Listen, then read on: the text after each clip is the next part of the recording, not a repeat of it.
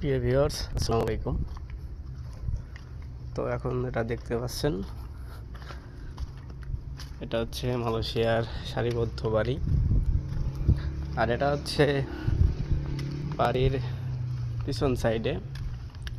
তো দেখতেই পাচ্ছেন এই যে একটা দরজা, আর পিছন সাইডের এখান দিয়ে যত প্রকার মালামাল গাড়ি থেকে নামানোর জন্য এটা ব্যবহার করা হবে। আর সামনে দিয়ে এমনি গাড়ি যাওয়ার রাস্তা। এদের সিস্টেমটা একটু ভালো লাগে। বাংলাদেশে যেখান দিয়েই এমনি গাড়ি যায়, তো সেখান দিয়ে আপনার মালামাল নামানো হয়, তো এর কারণে একটু অত্যন্ত সৃষ্টি হয়। তো এইখানে পুরাটাই সিস্টেম উল্টো।